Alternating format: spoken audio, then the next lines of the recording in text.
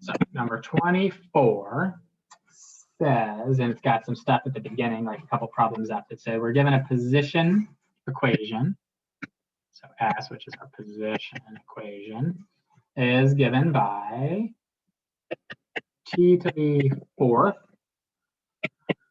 minus 6t cubed plus 12t squared plus 3.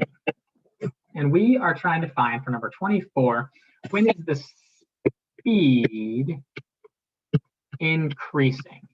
Now, a couple of things to remember from way back when we were talking about speed. One, speed equals the absolute value of velocity. So that's the first thing. And second, I probably only briefly mentioned this, but speed increases if velocity and acceleration have the same sign. And speed decreases if velocity and acceleration have opposite signs. And very important. And that is definitely something that you need to know. Okay. All of this, very important. Definitely have all of that memorized. Okay. All right. So we're looking for when is speed increasing. That means velocity and acceleration have the same sign, which means we need to find a velocity equation and an acceleration equation and see when they have the same sign. So velocity should be the derivative of our position, which should be 4t cubed minus 18t squared plus 24t. And we should be able to figure out when that equals 0 to see, that'll help us to see when it's positive or negative. And so we'll take out a 2t from all of that, giving us 2t squared minus 9t plus 12. And we'll set that equal to 0. So first off, we get t equals 0. And second off, we get this thing equals 0. And we can determine, first off, it doesn't factor, which is unfortunate. But we can determine if it even has any solutions by looking at the discriminant, right? Negative 9 squared minus 4 times 2 times 12. That's b squared minus 4ac. That's the thing inside the square root. Inside the square root when you're doing the quadratic formula. And this is 81 minus 96, which is less than 0. So that's telling you that the thing that's inside the square root is negative, which tells us that this has no solutions. And so the only time that the velocity might change signs is when t is 0. And at t equals anything less than 0, we know that this isn't even going to exist. So if we're given a position equation, then at t equals 0 is where we're going to start, unless it specifies otherwise. Give me 1 second. I got to talk to my kid for just a second.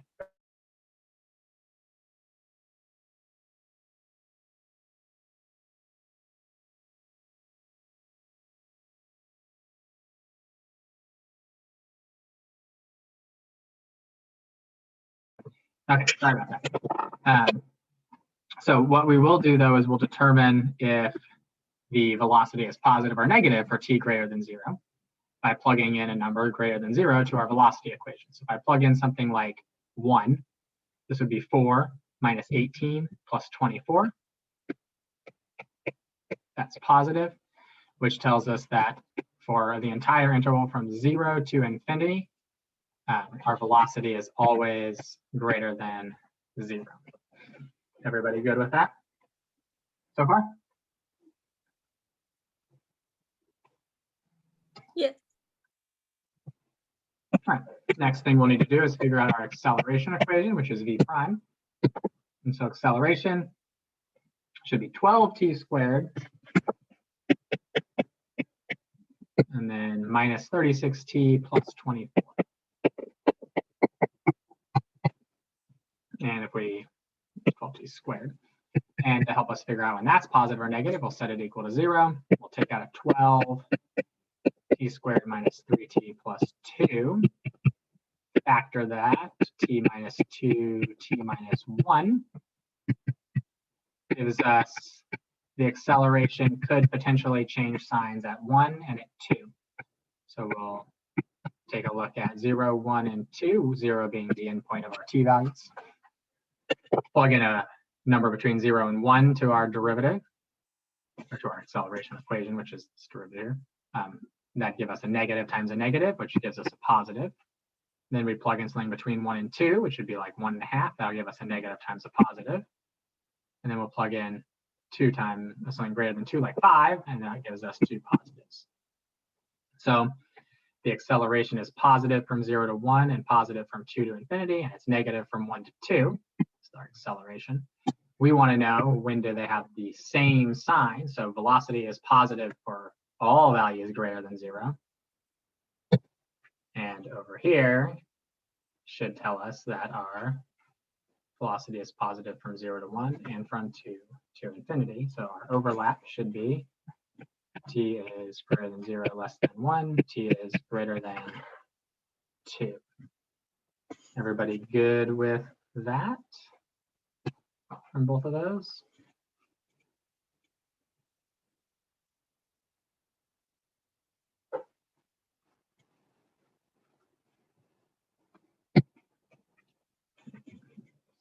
And it's possible sometimes they'll throw in negative t values. So even if we put in a negative t value here, this would have come out to be positive, and then this would have come out to be negative. If we plug it in a negative number for that. So it would have shown that even less than 0. So sometimes if in the multiple choice it does give you some negative values, you can just plug them in and see. But like later on, I think in the next question that we're going to do, which is 25, it says t is between negative 2 and 4, which is kind of weird. They usually don't use negative t values. But good or no? Any questions on that?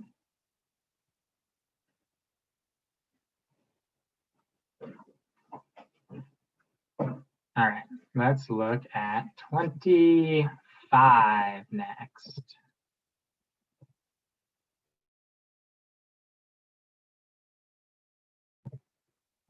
So 25, 25 gives us a new position or displacement function, t to the 4th minus 4t cubed. And we want to know what is the maximum displacement from negative 2 to 4, and it's calling it inclusive on that interval. And so we need to both find the derivative of this to figure out when it could potentially be at a max.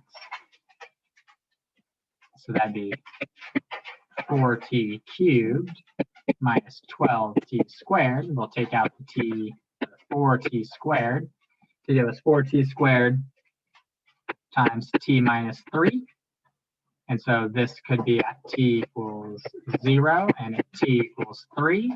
And we also need to check our endpoints of t equals negative 2 and t equals 4 for the maximum value. So we'll make a chart including negative 2, 0, 3, and 4, and plug values into our, we can plug them into our derivative to see if we're increasing or decreasing, to see which ones we actually need to check in our original function. So if we plug in negative 1, that gives us a positive times a negative. So we're decreasing. So we could have a max at, or we do have a local max at 2, but or at negative 2, but it could be an absolute max. We'll have to check that one.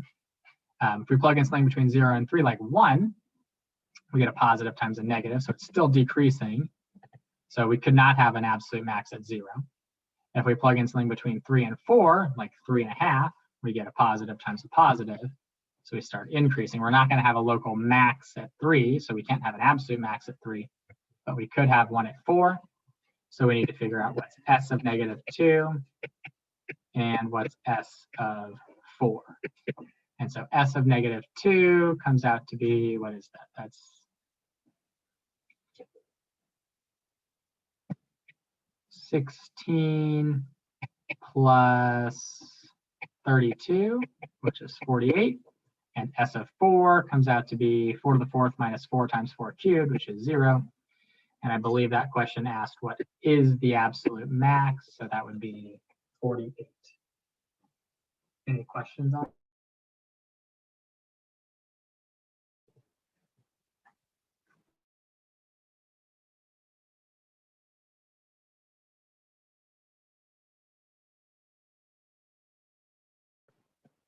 All right. Next one. Next one on my list here is 31. All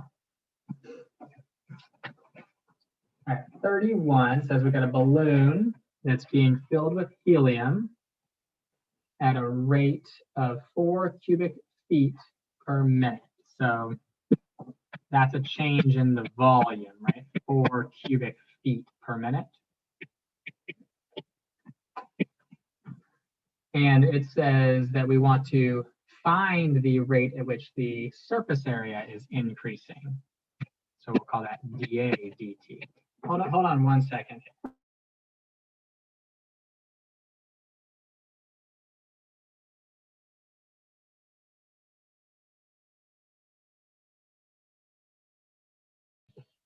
So we're looking for dA dt. And then from there, we are also saying that the volume is 32 pi over 3. And so this is a related rate problem that sort of has to be done in 2 different steps. One, we're going to have to either relate the volume to the surface area, or alternatively, we can just find the rate of change of the radius using the volume one, and then from there, use that to find the rate of change of the area. So we know that volume equals, for a sphere, 4/3 pi r cubed. And we know that's 32 pi over 3. So that should tell us that r, if we cancel out the pi's and the 3's, 4r cubed is 32. So r cubed is 8, or r is 2. So we'll use that value when we take the derivative of this, dv dt equals 4 pi r squared dr dt. We'll put in our dv dt. We know the r, and we'll find dr dt, which is not what we're looking for.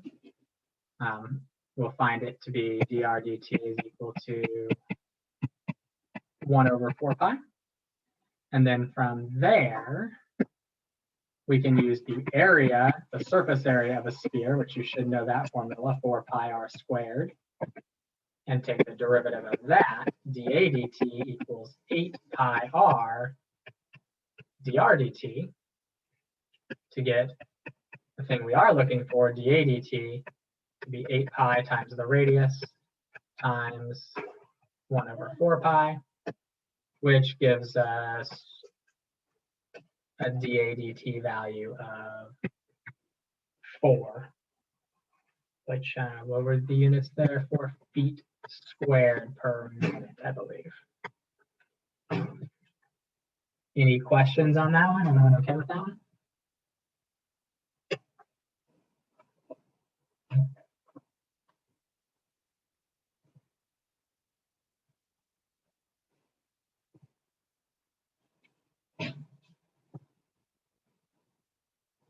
All right. That was 31, right? So next one we've got is 35. Okay, 35 says we got a line that is drawn through the point 1, 2, forming a right triangle with the positive x and y axes. All right, so there's my right triangle. And we want to find the slope of the line forming the triangle that has least area. So we want the area to be a minimum, is what we're looking for here. We want the area to be a minimum. And so we need to find a way to write an equation to represent that area. So first off, we got to find a way to represent this. and we got to find a way to represent this, right? And so if we're going to do that, the easiest way to represent this is just an x value, and this is just a y value, right? But this is on the top part there. This should be. Oh, sorry. Hold on a second. My dog's having issues again.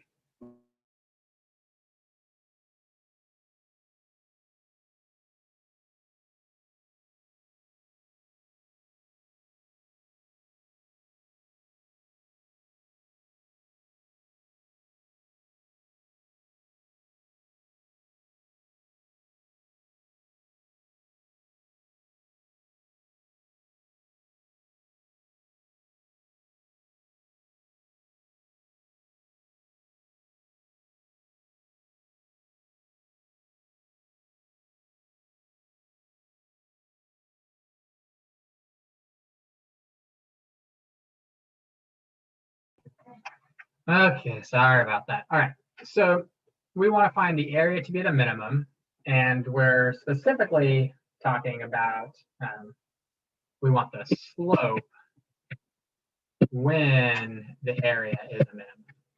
Okay? Or at least, yeah, that's what we're specifically looking for, is the slope when the area is a minimum. So, thank you, Max. So the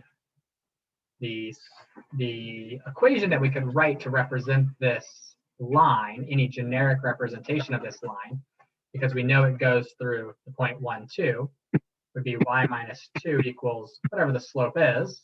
And it could have lots of different lines that go through here that make this true, right? Different slopes. Times x minus 1. Right? And so we then should be able to solve to find the coordinates of this point and the coordinates of this point in terms of the slope. And so the y-intercept happens when x is 0. So we will find the y-intercept by setting x equals 0. Y minus 2 equals m times 0 minus 1, or y equals 2 minus m. So we'll call that 2 minus m. And to find our x-intercept, we need to set y equal to 0. So we'll do 0 minus 2 equals m times x minus 1, and we'll solve that for x to find our x-intercept. So that ought to give us, what does that give us? That gives us negative 2 equals mx minus m, or x equals m minus 2 over m. Everybody good with that? Maybe easier if we write that as 1 minus 2 over m. But either way is good. So now our area should be the length of x times the length of y divided by 2. So 1/2 of 1 minus 2 over m times 2 minus m. And if we try to distribute all that through together, we'll get area is equal to, we'll distribute the 1/2 through also. 1 times 2 is 2 times the 1/2 is 1. And then the 1 times the m should be, or times the negative m should be a negative m, and then over 2. And then the negative 2m times the 2 ought to be negative 4m divided by 2, which ought to be negative 2 over m. And then the negative 2 over m times the negative m ought to be a positive 2, times the 1/2 ought to be a plus 1. So we end up with area equals 2 minus m over 2 minus 2 over m. Everybody good with that so far?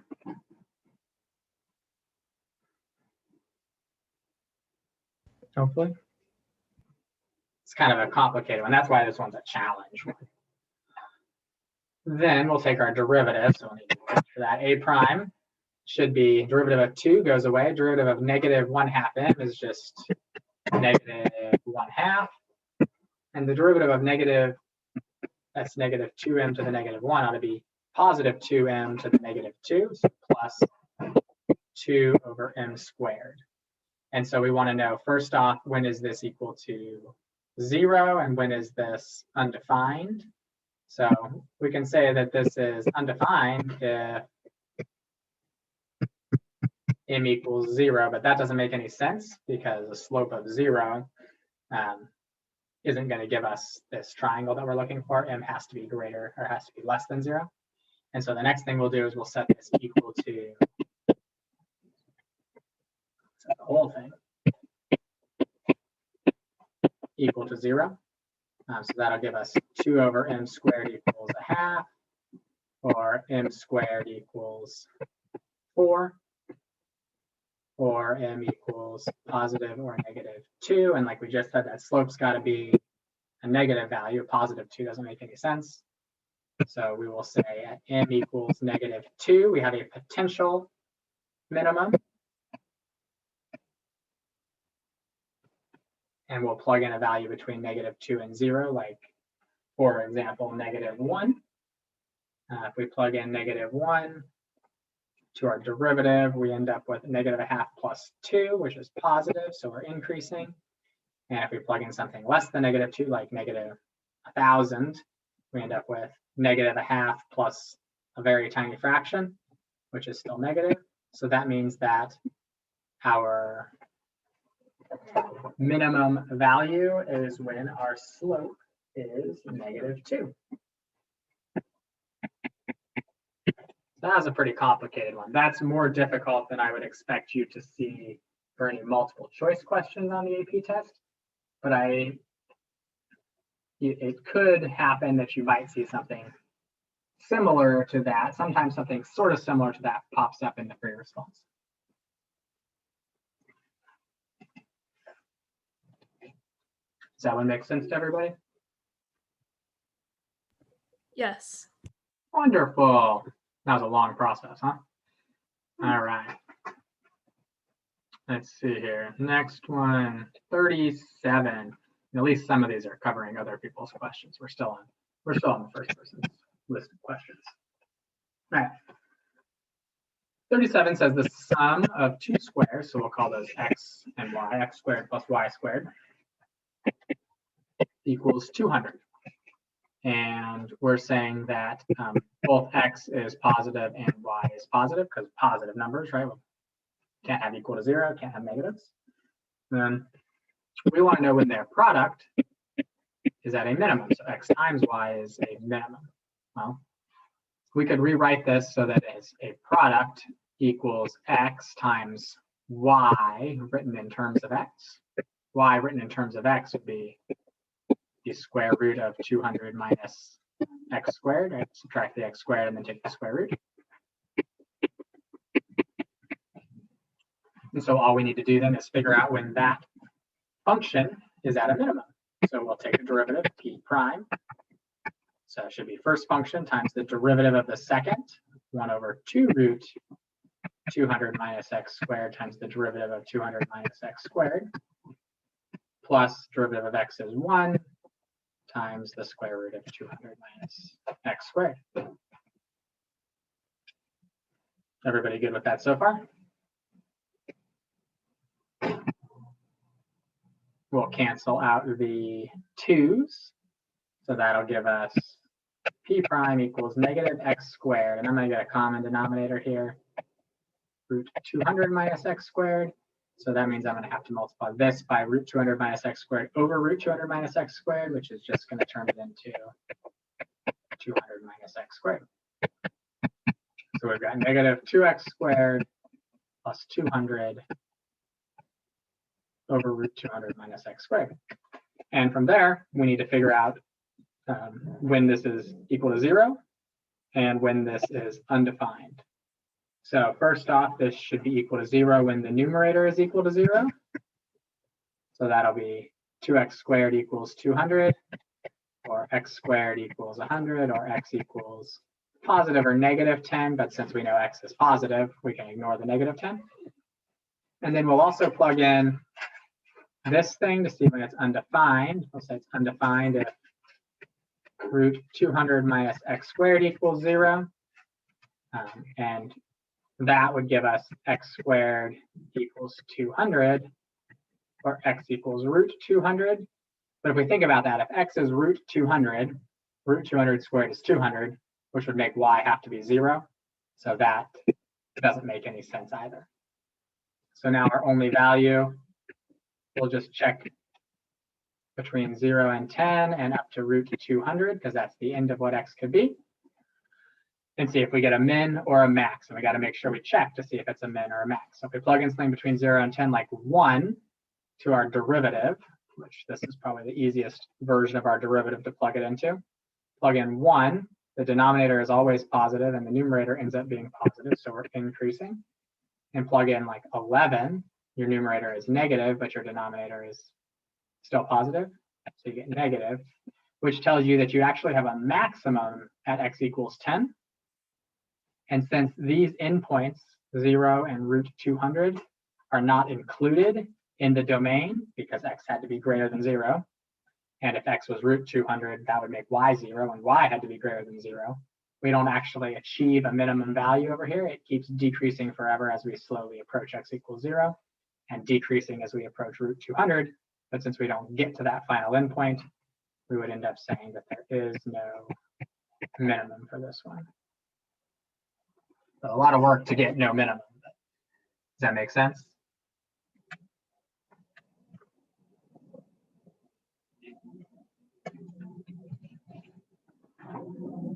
Any questions there?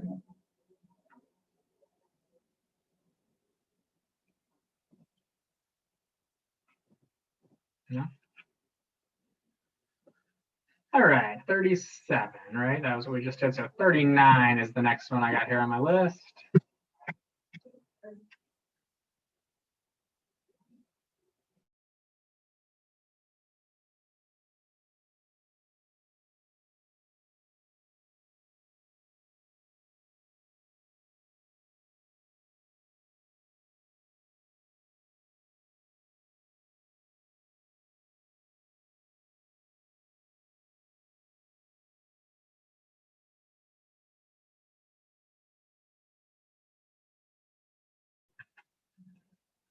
Okay, sorry about that again.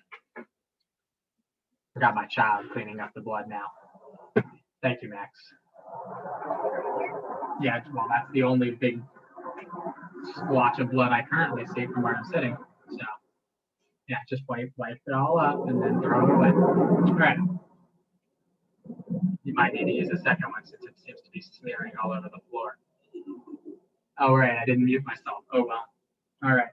So 39 says if h is a small negative number, then the local linear approximation of the cube root of 27 plus h is, okay, so this, now that I look at this one, what this question actually is, this question is not really something that they will likely ask you about, specifically in this manner, but what it is going to have you do is basically just use a tangent line approximation. And so this, we're pretending like this is our function, and we're going to say, so we'll say f of h equals cube root of 27 plus h. Or actually, we'll just, yeah, that's fine. And so we'll say that the tangent line approximation for that should be the value of this, cube root of 27, plus the derivative of this, so 1/3 of 27 plus h to the negative 2/3 times the difference between x and h. And so assuming that h is 0 to begin with here, we're going to have cube root of 27 plus 1/3, and then 27 to the negative 2/3 ought to be, what does that become? 3, 9, that's another 9 down here in the denominator. And then it will be times whatever the h value that we're plugging in.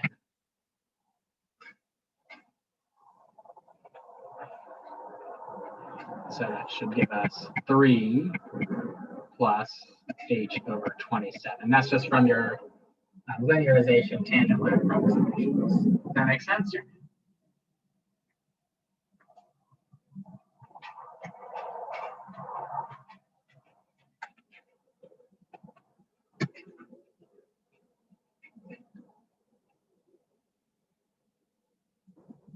All right, next one. 41. All right, 41 says a function has a derivative for each x such that the absolute value of x is less than 2. And has a local minimum at 2, negative 5. So let's here's 2, negative 5.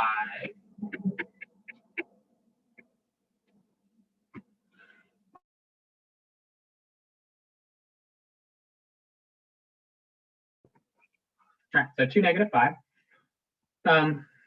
And it's saying that this function has a derivative for each x for the absolute value of x less than 2. So it's got a derivative at all values of x except maybe at 2. And it says it has a local minimum at this point. So the question is, which statement must be true? Well, the first thing that it says is that f prime of 2 is 0. And normally, right, when we have a minimum, we have a derivative that's equal to 0, right? But not always, right? I could draw something that looks like this, which means that my derivative is undefined at x equals 2. So that is a counterexample for A. It's also a counterexample for B, which says the derivative exists at 2. Well, clearly it doesn't have to. Part C, it's actually also a counterexample for part C. The graph is concave up at x equals 2. Nope, we're concave down here, all around it. Right? Concave down. And part D says f prime, the derivative. So f prime is less than 0 if x is less than 2. And f prime is greater than 0 if x is greater than 2. Well, that would mean that the function is decreasing and then increasing, which it looks like it did. But I could just do something like this. And now I've drawn a counterexample for D as well, which tells us that E is the right choice. None of those things are guaranteed to be true. And none of them have to be true. They could all be true, but none of them have to be true.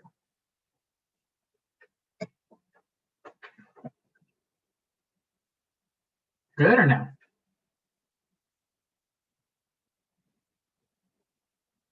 I think good. All right.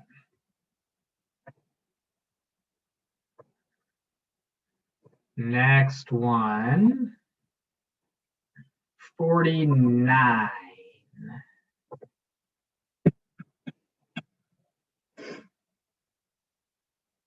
So 49 says when h is near 0, so that just basically means we can use a tangent line approximation for whatever the function is, e to the kh using the tangent line approximation is approximately, and so if h is near 0, then we're going to start off with something like e to the k times 0 when we plug it in for our f of that value. And then it should be plus f prime of that value, which will be k times e to the kh, right, where h is just some number close to 0. And then, which I guess I could write that in 0. And then times our h value minus 0, what the actual value of h is. Right, and this is just our tangent line approximation. And so e to the 0 is 1. And then k times e to the 0 again, e to the 0 is again 1. So this is k times h, which looks like that's answer choice E. So again, just using the tangent line approximation there. Everybody good there? Questions on that?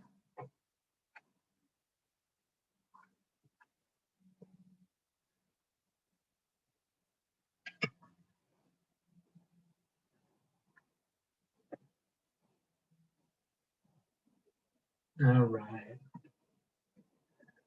All right, number 5 is the next one on my list here. We haven't done 5 yet, have we?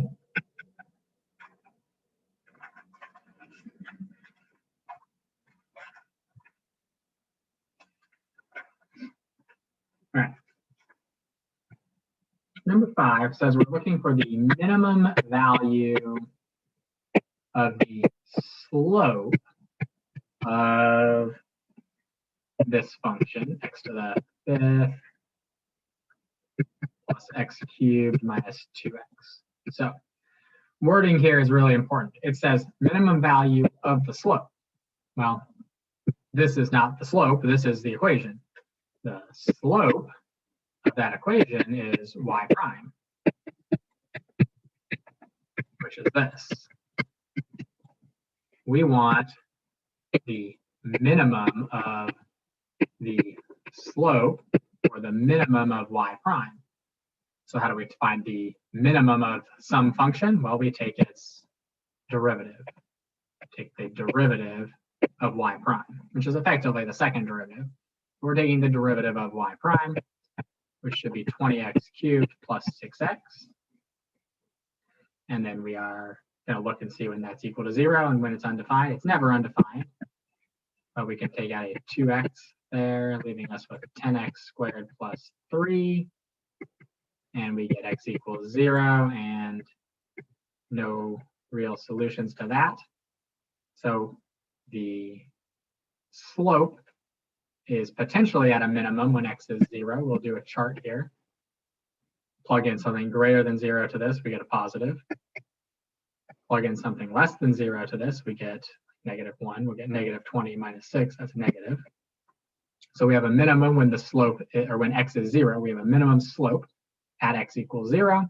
To find the actual minimum slope, we look for y prime of 0, which is -2. Good or no?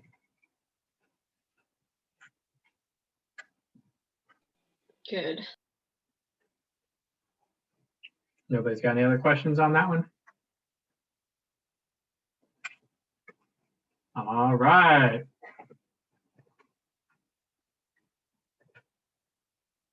Next one up is number 11.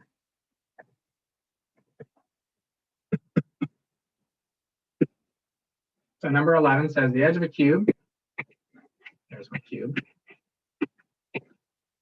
has a length of 10 inches, so the side length is 10 inches. It says with a possible error of 1%, we might have measured this. We might be off by 1% of it. What's 1% of 10 inches? That'd be positive or negative 0.1, right? So that's effectively telling us that the small difference between S and, or our measured value of S and what S actually is 0.1. 1% of 10 should be 0.1. Right? 10% of 10 is 1. And another 10% of that would be 0.1. Just divide it by 100. 10 divided by 100 is a 10. And so we are interested in, if we were trying to measure the, was it the volume? Sorry, the volume S cubed, how much might we be off by? Well, we'd be off by small change in V would be 3s squared times the small change in S. So our amount that would be off for the volume would be 3 times 10 squared times 0.1. Or potentially 30 units, 30 inches. Good or no? Is ds just the potential mistake in measuring? Is what? Is ds just the 0.1 because that's the mistake? Yep, that's just the small amount that we could be off by. It's the, it's like the change in the actual side length. So we're veering from, suppose we were at a maximum off by 0.1 inches. Well, the most that our volume could be off by would be 30 inches, about, by using a differential to approximate it. Does that make sense? Yeah, thanks. Mm-hmm. All right, next up, 23.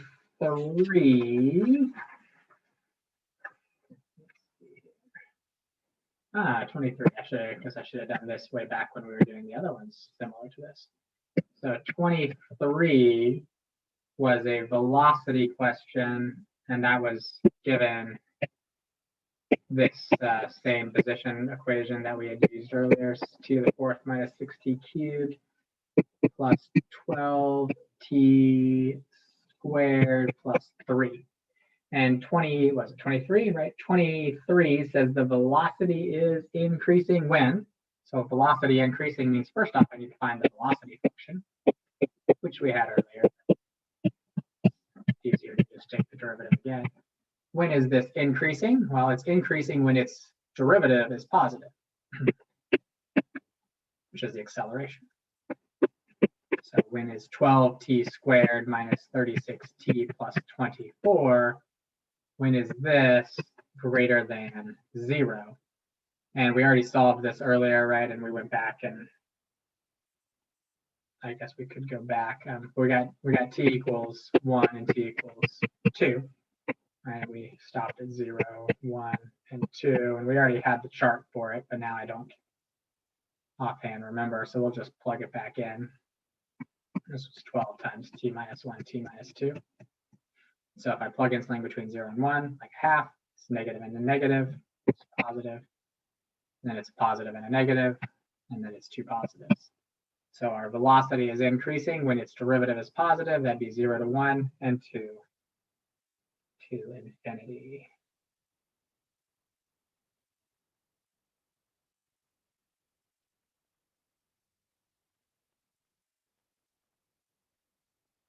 Which doesn't seem to be an answer choice, does it? Or did I make my chart wrong?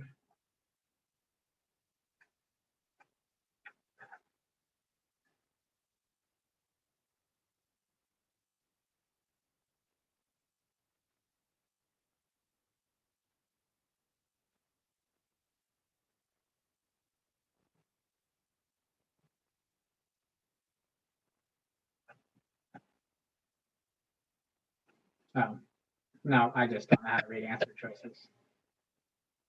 T is less than 1, so they're assuming that we might have some values less than 0 there, which is stupid. They don't usually do that on the AP test, but T is less than 1, T is greater than 2. Good or no?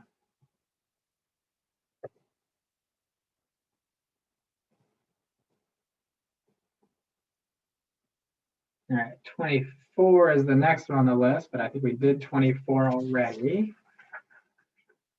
And then 37 was on the list, but we already did that. And then the next one I see is 5. I think we just did 5 also. Okay. So the next one I see is number 8.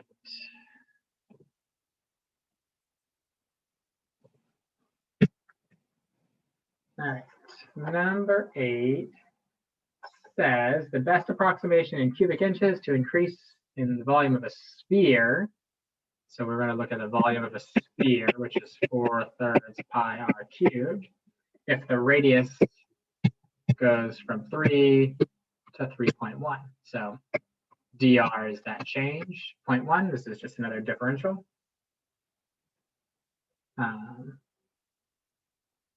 dv should be 4 pi r squared dr, and that would give us 4 pi times 3 squared times 0.1 or 3.6 pi.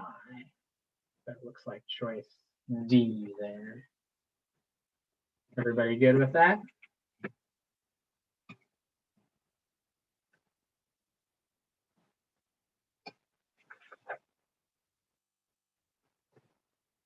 Cool. All right. What number was that? That was 8, right? Okay. Number 9 is the next one I see on my list. So number 9, we got when x is 3, y is 2 for the equation 2x squared minus y cubed equals 10. And so we want to know about what about when x is 3.04, about what is y. So the same concept. We're just going to sort of do this implicitly for x dx minus 3y squared dy equals 0. And so we are looking for the value of dy, right? Because dx is going to be 0.04, the change from 3 to 3.04. We want to find how much y changes. And we'll figure out how much y changes, we can add 2 to it. So 4 times 3 times 0.04 minus 3 times 4 times dy needs to be 0. Well, what does it look like dy needs to be? Dy should be 0.04. And so that should give us y is 2.04 by adding the 2 plus the dy. Any questions there?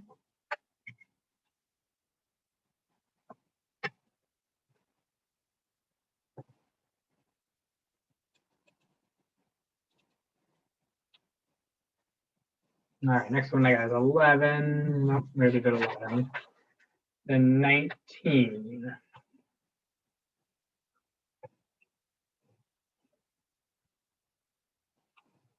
Okay, 19 gives us a position equation of t cubed minus 6t squared plus 12t minus 8. And we want to know the minimum speed. Now, given that this is a position equation, and that is not speed, S is position.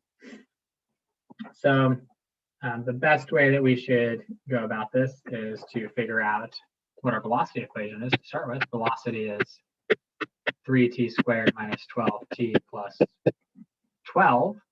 And if we can figure out, if we're talking about speed being absolute value of velocity, anytime that the velocity is negative when we take the speed, that's going to become a positive number. So the smallest value that the speed could ever be is 0. So then we want to find out, first off, does v ever equal 0? So let's see if that's true. Take out the 3 to give us t squared minus 4t plus 4 gives us 3 times t minus 2 squared. Looks like at t equals 2, velocity equals 0. Absolute value of 0 is 0, so the minimum value of speed should be 0. Good or no? Good. Oh, it's 19. I should probably write that down. All right. Next one I got on my list is 32.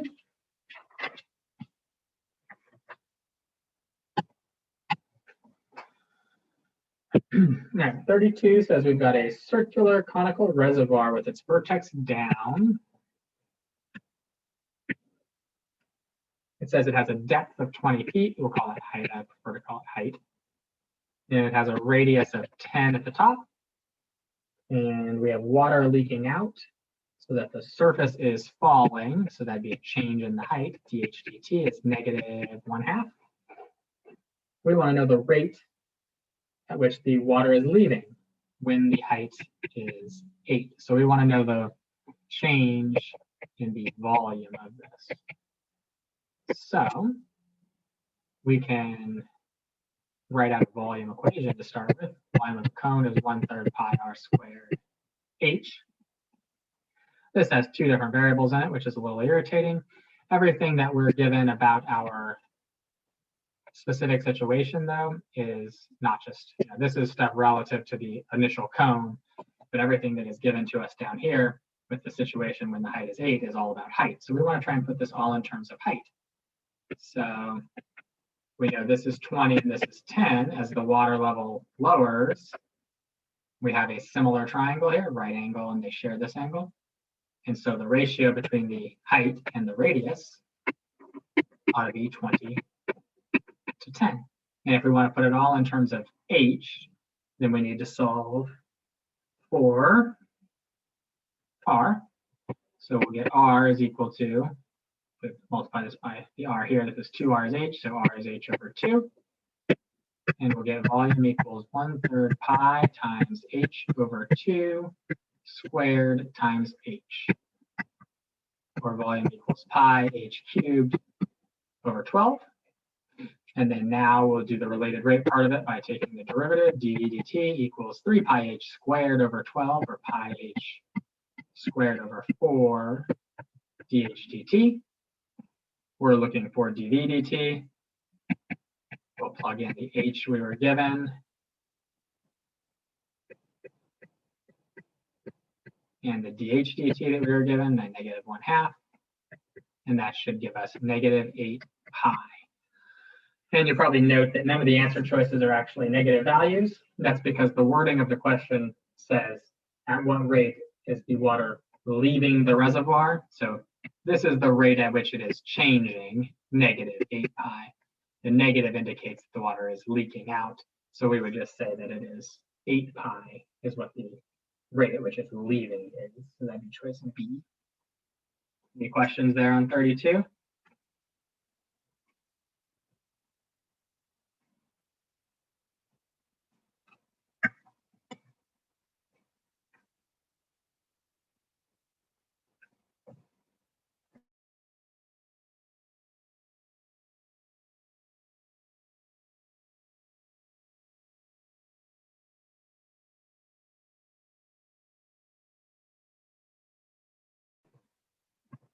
All right. Next one I got on my list here is 36. So we got the points on the curve of x squared minus y squared equals 4 that are closest to the point 6, 0. So this is an optimization problem. And what we'll want to do is we'll want to, since we don't, we may not know exactly what x squared minus y squared equals 4 looks like. But what we should be able to do is we should be able to write out the distance between some point on here, which is some point x comma y, and this point, which is 6, 0, right? And we would know that the point x should be equal, sorry, the point y should be equal to y equals the square root of 4 minus x. That's I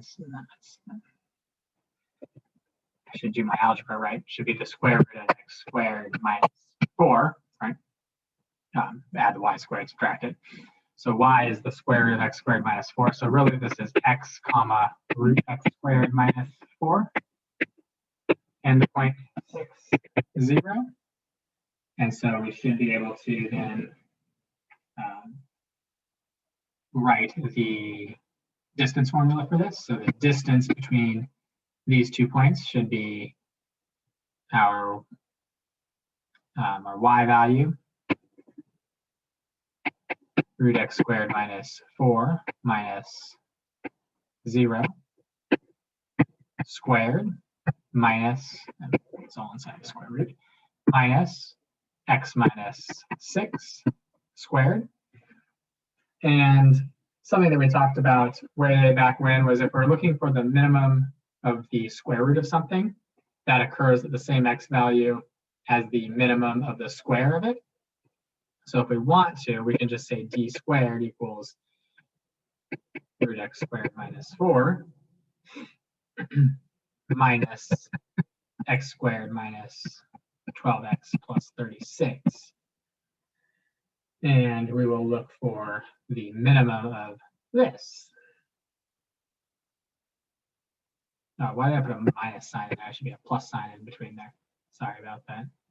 Oh, I made a horrible, horrible mistake. When I square that, I should probably not put it in squared anymore. So, right, root x squared minus 4 minus 0 squared is x squared minus 4.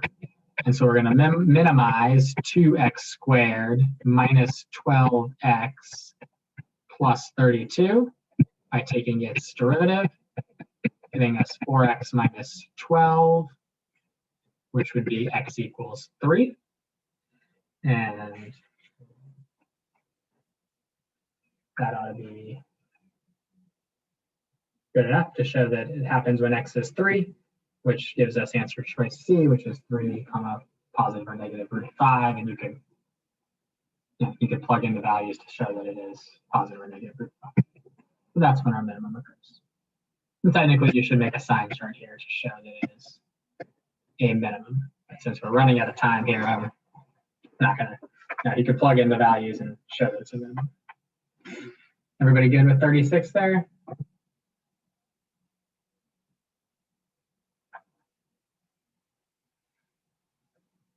Okay, 37 is the next one I got here, but we already did that one.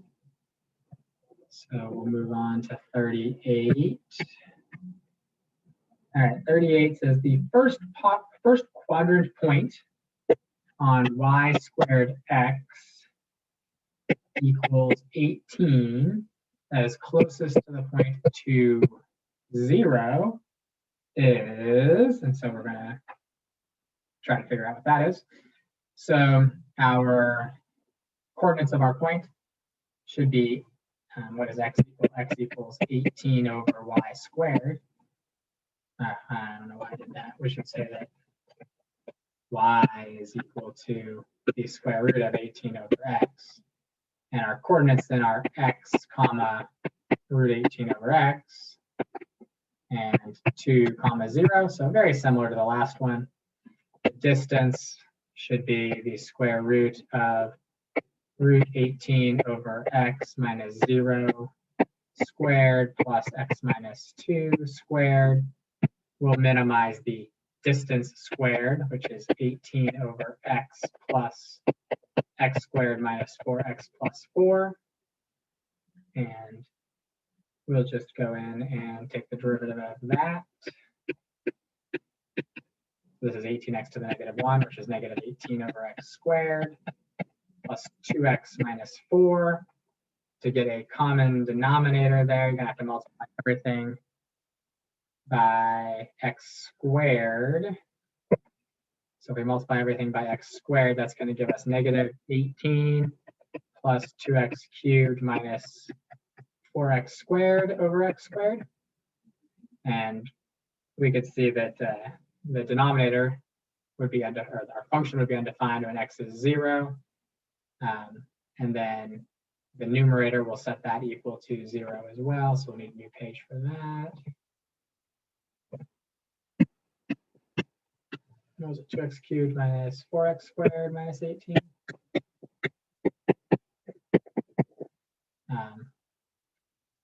Which we should, with any luck, know how to simplify that out. First, let's write it as x cubed minus 2x squared minus 9. If you don't see a nice, easy way to factor that, you're gonna have to use the rational root theorem. And okay, so the possible values are positive or negative 1, positive or negative 3, and positive or negative 9, for which this factors. And so we'll have to just try them out. Let's try 1. That one doesn't look like it's going to make any sense. 1, 1, negative 1, negative 1. Definitely not 0. Let's try positive 3. That seems like it'll make more sense. Oh, I forgot my zeros in there. That's atrocious.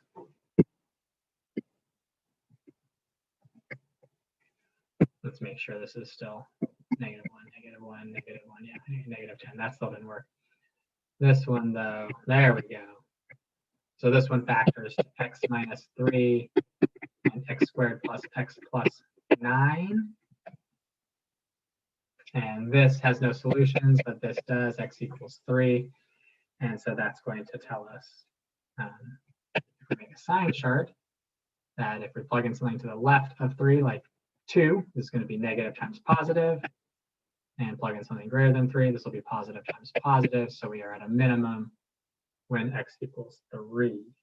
And so that should be our choice, because whichever one has an x value of 3, which looks like choice C. Good or no? Any questions on that one?